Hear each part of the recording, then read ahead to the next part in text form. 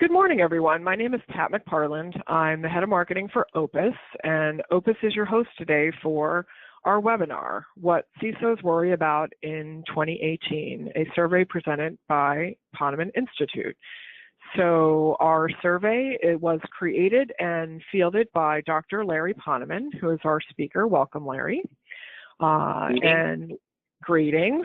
And let me tell you a little bit about Larry and the survey before I turn it over to him. So Larry's considered a pioneer in privacy auditing and the creation of the Responsible Information RIM framework. He's been named one of the most influential people for security by Security Magazine. And in addition to his activities at the Ponemon Institute, he's also an adjunct professor for ethics and privacy at Carnegie Mellon's CIO Institute, and he's a fellow of the Center for Government Institution at Unisys. You probably best know him for his work at his namesake Ponemon Institute, which is a think tank dedicated to advancing privacy, data protection, and information security. We at Opus work quite a bit with Dr. Ponemon and the Ponemon Institute. We worked with you last year on a study on third-party data breaches, which was fascinating. And now the study that we're going to present today, which was equally, if not more fascinating, at least from my point of view, it's, I don't want to give away the thunder here, steal your thunder, but it's very interesting findings about what CISOs are worried about in the year that's coming ahead of us here. So let me tell you a little bit about Opus before turning it over to you. For those who are not familiar, Opus is a leading SaaS provider of risk management and compliance solutions, including data management solutions to the Global 2000. Our solutions address two main areas: know your customer compliance needs in the financial services market, and then third-party management requirements more broadly. We work with Global 2000 customers with significant regulatory demands, and primarily those who have a dynamic and large network of suppliers, customers, and third parties.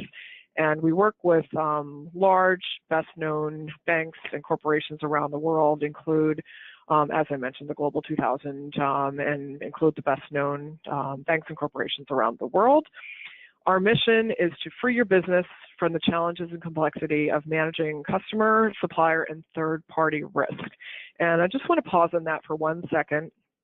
Often managing compliance, risk management can be seen as a burden, chore, fines, negative, those sorts of things.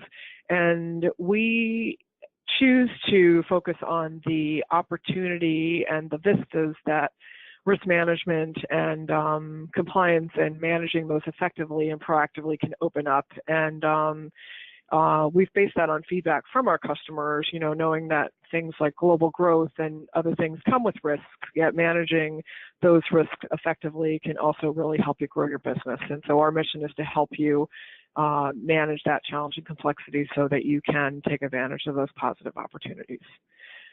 So with that, I'm going to turn it over to you to talk about the survey that we worked together on, Larry, to understand these key concerns and opinions of Chief Information Security Officers and CIOs as we head into 2018 and see what they're worried about in the new year. As I mentioned, not to spill the popcorn before we watch the movie, but I found the findings I didn't expect them to be what they were worried about. So I'm going to turn it over to you to talk a little bit more about what the survey was and what we found out. So over to you. Thank you so much, Pat. That was a wonderful introduction. And what I'll do is kind of go through the slides, and at key points, at any point in the process, chime in to provide color commentary or ask questions or both. The purpose of our study is really to better understand the concerns and the opinions of information security leaders. Many of these folks have the title CISOs, Chief Information Security Officer. Some don't, but the folks who participated were very senior level, many CISOs, CSOs, and even some CIOs. I think, why are we concerned about what they're worried about? In reality, there is a lot to worry about in the IT security or cybersecurity domain, and things seem to be progressing in ways that are probably creating more stress and more worryful opportunities for CISOs and other security leaders. So really, we wanted to understand what they're thinking about. Let's go to our next slide. So again, if you're a researcher, this slide is really, really critical. If you're not, just go to sleep for the next 10 seconds. But really, the sampling frame that we used had almost 16,000 people who are fairly senior level or CISO level in different types of organizations. I think we cut across like 17 or 18 different industry categories. The total return is about 612 individuals, of which 48 surveys were rejected based on reliability issues, which is actually a very low rate relative to this large sampling frame. And our final sample, and again, we're going to talk about the results of our final sample, involved 564 qualified individuals. One very important stat is the response rate. Whenever you do a study that involves the opinions of leaders and experts, it's hard to get people to respond. And getting a response rate greater than 2.5% is considered really good. So a 3.6% response rate is really, really good. It's a very nice result. And we're very pleased with the reliability and the face validity of this study. So let's kind of move on to our next slide. And do you think that high response rate indicates that, well, it would seem to indicate that there's a lot of interest / pain out there? Absolutely. You get a high response rate because people find it interesting. When people do a survey and it's kind of dull and boring, it's like the same old stuff over and over again, you don't get a high response rate. So I think it's a sign that the respondents saw this topic as something that was near and dear to their heart. And that's why I think we are doing so well in this study. And it'd be interesting also to see if there are changes, like to do this study on an annual basis, like over the next 2 to 3 years, to see how things might change or shift. So again, these reported findings, we actually talk about this later, so I'm going to just briefly tell you what we think are the most salient findings. Number one, cyber risk and data breaches are the key concern for CISOs. Basically, this isn't a problem. This isn't a surprise. We know that organizations are suffering from all sorts of security exploits and data breaches, and so this concern that they have is based on real tangible issues, not just pie in the sky stuff. 67% of respondents, exactly 2/3, believe that companies are more likely today to fall victim to a cyber attack or data breach in the new year. Also, third-party issues, third parties that make mistakes or do stupid things are a source of great, I don't want to say great concern, but definitely of concern. The third bullet, human factor, not necessarily computers, glitches, or security technology that doesn't work, but it's the human factor is the top security threat. Respondents also believe it is highly unlikely that they'll experience, or highly likely, that they'll experience a credential theft, which is very prevalent right now, and due to a careless employee or a negligent employee who falls victim for a phishing scam. In other words, it's not the bad guy doing bad stuff, but it's a good guy that does stupid stuff, like basically unleashing malware as a result of a phishing email. We'll talk more about that later. Go to our next slide. Yeah, so interesting, Pat. In the areas of disruptive technologies, in that category that we looked at, the Internet of Things, otherwise abbreviated as IoT, the Internet of Things, IoT devices are considered the most challenging to secure. We're hearing a lot about that. How do you secure your refrigerator that talks to your automobile, that talks to your microwave, that talks to your insurance company, whatever? Those connections basically have to be secure in order to basically have some degree of safety. And we'll talk a little bit more about that as well. Following IoT devices, other disruptive technologies of consequence include mobile and cloud. In general, we find that budgets for security are not growing significantly. Some companies are showing an increase that's pretty significant, but in general, budgets are flat. And it's not surprising that with all of the stress, it does take a toll on these individuals who participated. For example, 69% anticipate their role will be even more stressful in 2018. Now, finally, a positive issue, Pat. On the positive side, 37% of the respondents do see a path to improving their cybersecurity posture. So even though there's all this negative stuff, there's light at the end of the tunnel that we basically can build a better security infrastructure. And what we mean by better, some of the top improvements for CISOs include tools that get you smart on cyber intelligence, some light, on cyber intelligence, improvements in staffing, really important, reduction in complexity. And we basically know this from other Ponemon studies that complexity is the enemy of security. In other words, you have too much complexity in your security process, and you basically have a security program from hell. It doesn't work very well. Also, improvements in other technologies and leadership becomes important as well. Who's leading this? Okay, so with that being said, that was just a summary. We're going to do a deeper dive. Here's a drum roll. Here's the first data point. The question that we kind of asked here, but which of the following threats do you worry most about in 2018? The number one threat, 70%, the lack of competent in-house staff. Wow. Wow. Right? A cyberattack is number 3. Isn't that interesting, Pat?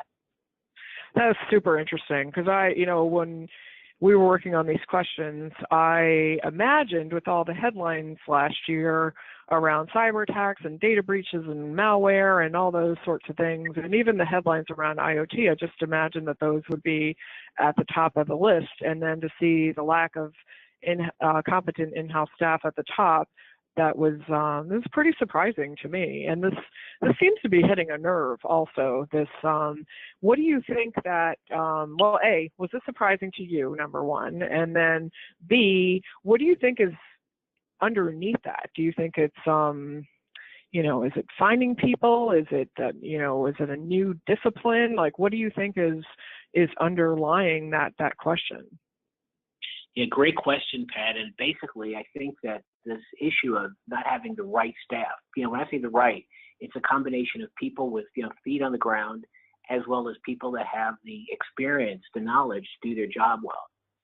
It's not that, companies are, saying, well, we can't afford in-house staff or we can't afford competent in-house staff.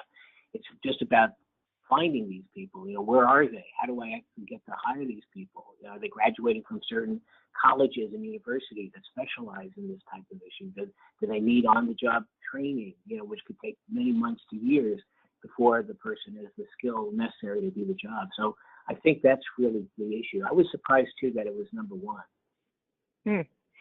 I imagine there must be a huge amount of competition over getting people with these skills, too, and keeping them and that sort of thing. Yeah. Pat, in a study that we did about 4 years ago for HP, I think it was called HP then before their separation into 2 companies, but we basically try to determine the vacancy rate of companies in terms of the position, IT security expert or technician or whatever. And we found that the vacancy rate was about 50%. In other words, of all requisitions that were approved by the organization to hire, 50% vacant that they weren't able to fill, which really is a big problem. That's why organizations will outsource or co-source, or they'll do retreads where they'll take someone from IT, for example, and try to train that person to become a security expert, which can be tricky business. So it is an issue, and I think our subjects in the sample recognize that this is an issue of great consequence to them and their organization. Wow. I imagine there must be just an overwhelming amount of things to do, too. I mean, we see this with people that we talk to saying they're just an overwhelming amount of just sheer volume of things to do, and, people putting things in spreadsheets that could be automated, and overwhelm of tasks, in addition to the security training, too. Interesting. Yeah, very interesting. The other part is important to look at, because when I presented the results of this at a recent conference, but at the near the bottom of the list is a nation-state attack, is 19%. The one person came up to me after the presentation and he said, if you're in government, as government sector, and specifically military, that nation-state attack, which overall is fairly low at 19%, is really high. This person, by the way, a 4-star general, made that comment. I take him at his word that the nation-state attack may not show up as a huge issue for civilians and commercial organizations, but for government and military, that could be a huge number. Go to our next slide. Yeah, interesting. And I know that's one thing you're going to go over is that this is kind of a broad swath of different industries, which is what makes it interesting, that it's covering lots of different functions at the same time. If you did a deep dive on something like a government, you might see a different picture. So, exactly. So now we're asking the question, what do you predict will happen to your organization in 2018? And what we said before, the top of the list, 65% agreed that a careless individual, for in this case, hypothetically, right, will fall for a phishing scam, and by accepting, clicking on the link, or maybe it's an attachment that's filled with all of this malicious code and malware, that would result in credential theft. So they acknowledge credential theft is a huge problem, and it goes back to the issue where people make mistakes. Good people, not bad people, do stupid things. And then also number 2 on the list, fairly high at 61%, a significant disruption of business process caused by malware. And number 3, a cyber attack that causes downtime, or maybe you don't get to a high availability level and people start losing patience. And then number 4 on the list, a data breach involving, in this case, 10,000 or more customer or employee records, and the leakage of business confidential information. This is an important one, Pat, because what we find in our research is the focus on data breaches usually around lots of data around your customers or maybe employees. So it's about volume, but yet you have a very small amount of information that contains high value information, and in the hands of a bad guy could be much more costly to the organization than a large data breach. And we see some of that. Even though it's not required to be disclosed, these things do happen pretty frequently. And this briefly, just go down the list. Third-party misuses of or shares confidential information with other third parties. That's the third-party risk, which is huge. Economic espionage, cyber extortion. That's becoming a big problem. We know about it from ransomware, but there are others of extortion plots on the internet. The nation-state attack again shows up here at 21%. Our company will be fined for non-compliance with new privacy regulations, especially in Europe. This is a huge deal right now with the general data privacy regulation. For sure. So, and you can see how a lot of these are so interlinked too. For example, a careless employee falls for a phishing scam, could be from a third party. Like, I don't consider myself very careless, but for example, I got something the other day that purported to be from one of my marketing partners that said, here's the documents that you requested, and click on the DocuSign link to sign them. And I looked at this and I said, I don't recognize these, so I'm not going to click on them and sign them. But if you were, a busy person that was getting lots and lots of things, I can see how you would click and sign them. So it's there's a lot of stuff going on here. So. Hey, you were very smart, because the average person probably sees DocuSign and they say, "Oh, it must be important." I'm going to. Well, right. It's a trusted source, a DocuSign. So you can see how this people are getting very clever. So, interesting and scary, Larry. Okay. Yep. Human factors, scary and smart. It is. Would you like me to go to the next page? Great. Okay. So now we're on the personal side. What do you predict will happen to your career in 2018? And the number one response, the overwhelming response, right, relative to all the others, 69% say my job will become more stressful. Interesting, you compare that, if we'll go way down on the bottom, my job will become less stressful is only 9%. So more stressful, 69%. Less stressful, 9%. So there's a huge gap, huge. Then I will make a lateral move within my company, but it is interesting, but not in IT security. They're giving up on it. Or I will completely change careers, 41%. That's probably a sign that they've kind of disgusted with the whole thing. I will join another company, again, but not in IT security, 36%. Here's a positive sign. I will receive a promotion, 27%, versus I will be terminated or demoted, 23%. My salary will increase at only 17%. I will join another company in IT security at only 16%. And then all those good people who are in my age group, I will retire 11%. So there's a lot going on here, but it shows that the major issue is stress, and just saying, do I really want to be in such a stressful environment? Maybe I should shift and find another career. Well, I mean, sort of feel the stress in these results when you read through them. You know, a lot of stress, a lot of pain. You know, so You know, yes. I asked that. I made this presentation last week, and I asked the question to the group that I was presenting to, and these are all CIOs, very senior level security executives. And I asked the question, do you believe your job will be less stressful, more stressful, or the same? And I was 100, not 99%, but 100% of the same, and it would be more stressful. But confirms our result. Yeah. I almost feel like how could it not be with everything in the news and then the buck stopping with this role in so many cases. So, yeah. Oh yeah. But you know, maybe more support from the board and other places, not to steal your findings, which I just did. But yeah. No, I let's go to our next slide. Yeah. Okay. Hey, I love pie charts.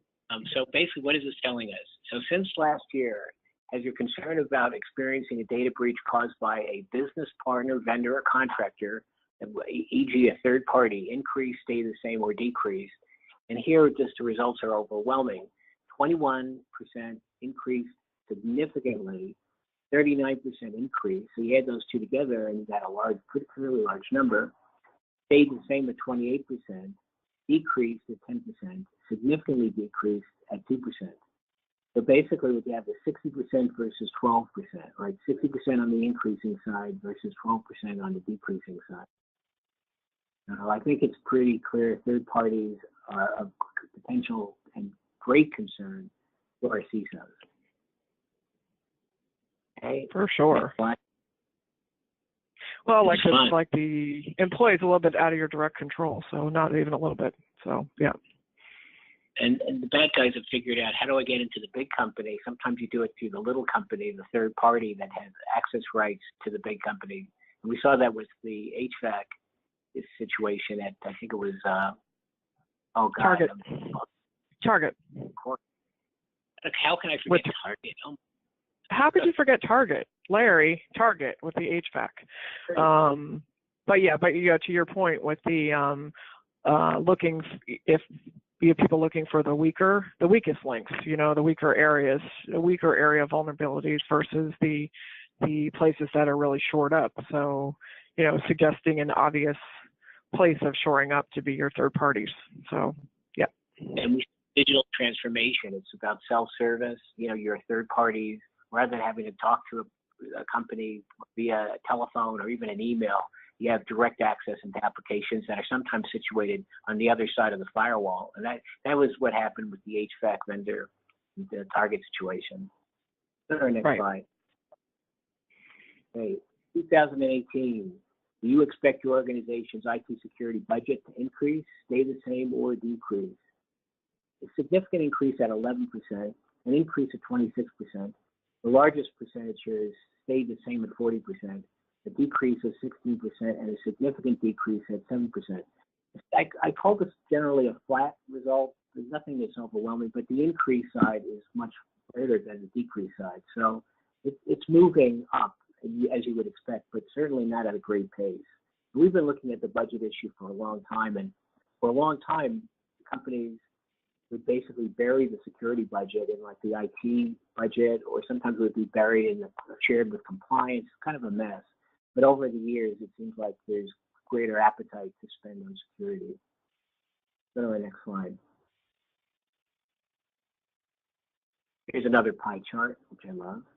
In 2018, how involved will your board of directors be in your organization's IT security practices? 19% say the board of directors will become significantly more involved. 31% say the board of directors will become more involved. So again, we get a pretty nice result of exactly 50% either significant or will be involved in some way. 38% say the board their level of involvement will stay at the same level.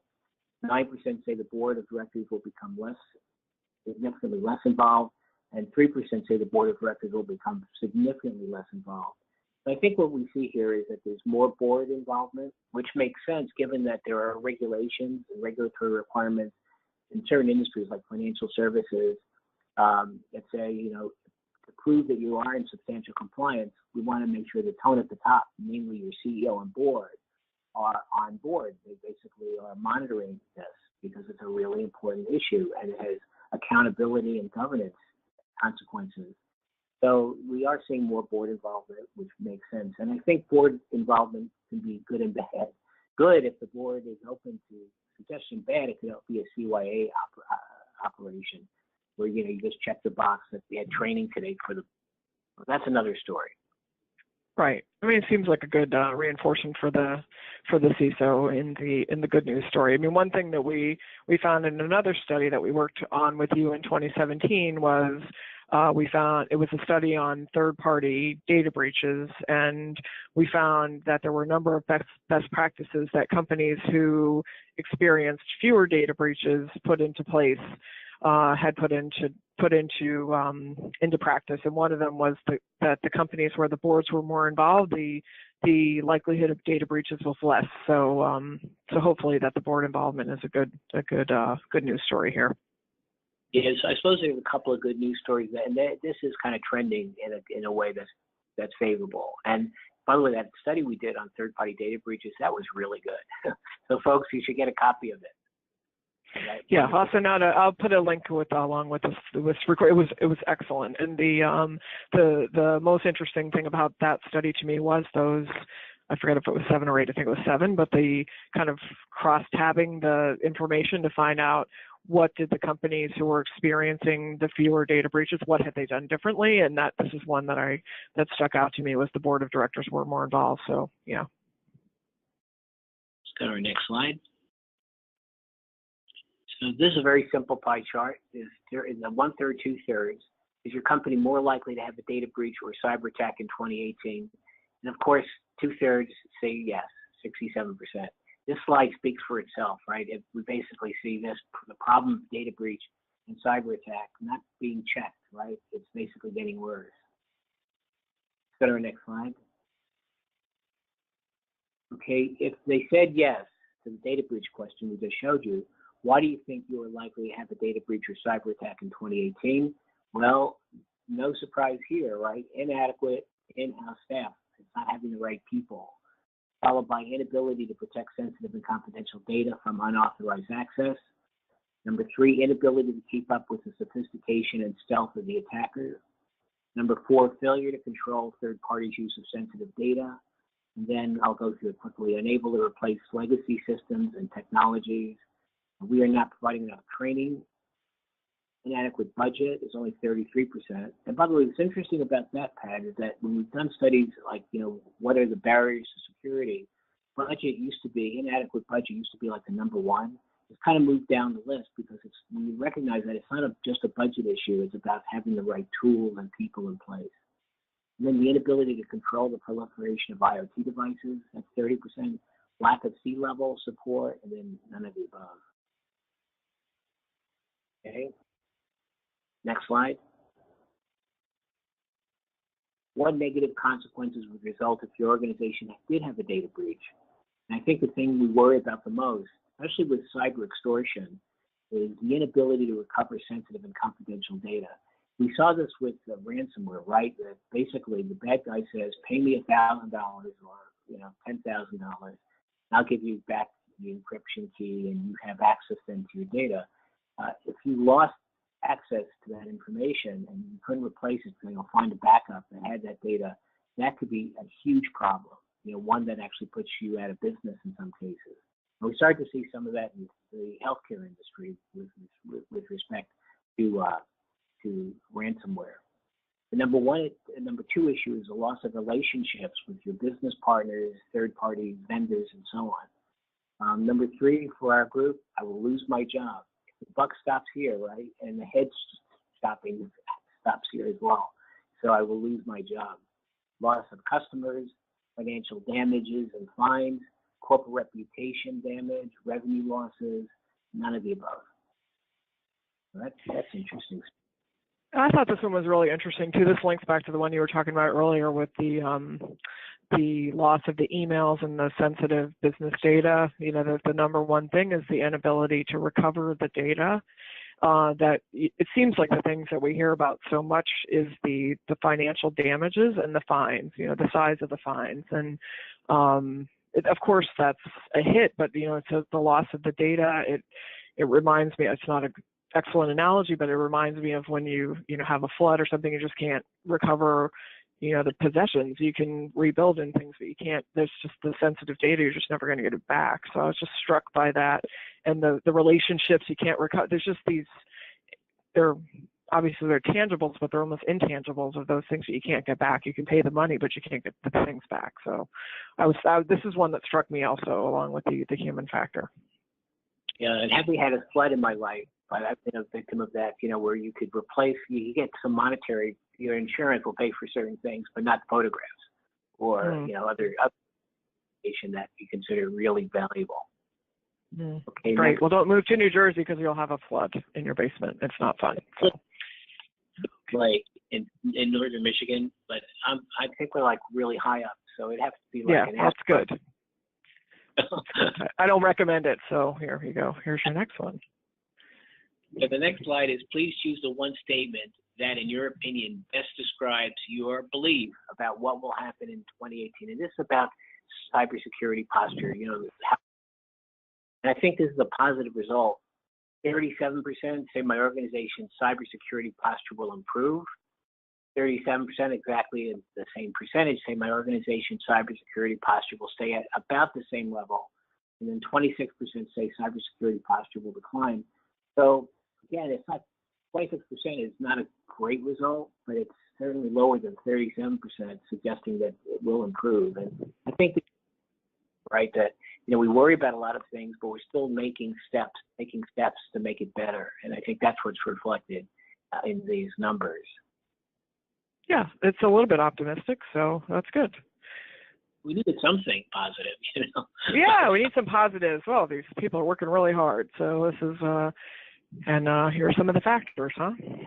Yeah, so the factors that could drive improvement to your organization's cybersecurity posture. What's number one?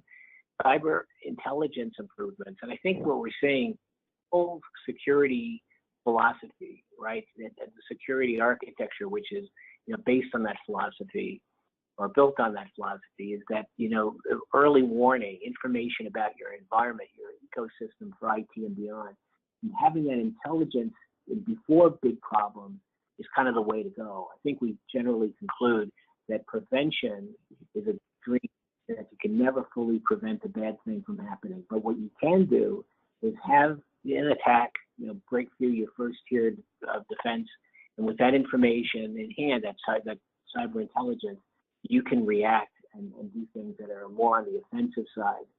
And we see that as being a huge improvement in the information security paradigm. So that's why it's number one. Then improvement in staffing. Again, it goes to the headcount issue and the expertise of or the knowledge, if you will, of our employees.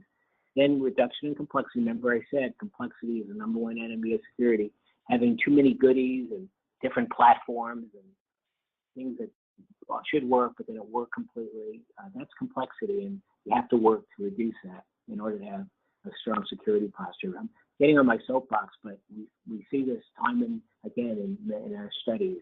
Improvements in technology, cybersecurity leadership, funding, increased funding, visibility into your data assets and where it's used and accessed and shared, say, with third parties. All of that is important.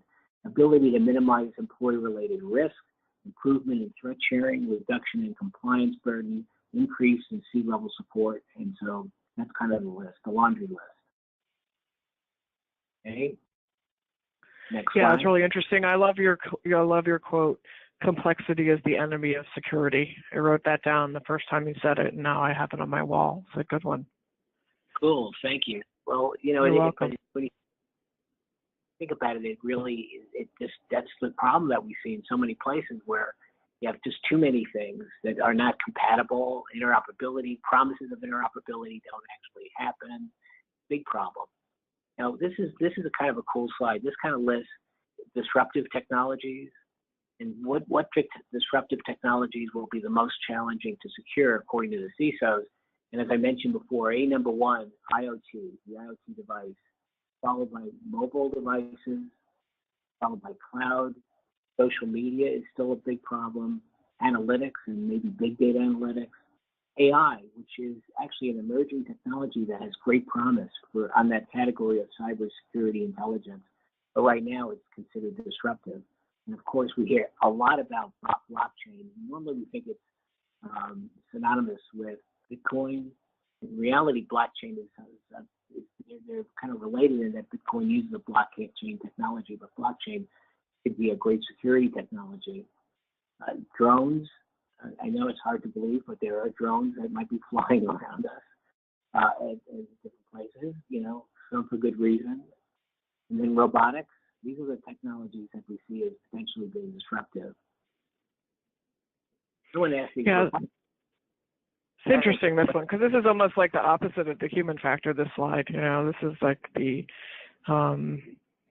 artificial factor or something. Yeah, drones and robotics. I think of like the driverless truck, it's robots. It's basically driving your truck, and it's kind of a scary thought being on a highway with these gigantic trucks, that are with robots. I think I saw that in a monster movie a couple of years ago. Okay, drones. Drones, yeah. Okay, let's go to interesting to see how this will evolve over time. So. Yeah, well, absolutely. Okay, next slide. Okay, this is the boring part, but I'll go through it quickly. So let's go to our next slide. So the folks who participate in the study self-report the position level that they're at, and the overwhelming percentage would be supervisors, managers, directors, executive level, vice presidents, and so on. And we know that it is skewed to very senior level by design. We do have some people who are individual contributors. Just because they're not supervisors doesn't mean they're not very senior level. Like if you're a security architect, you actually might be the number 2 person in the IT security function.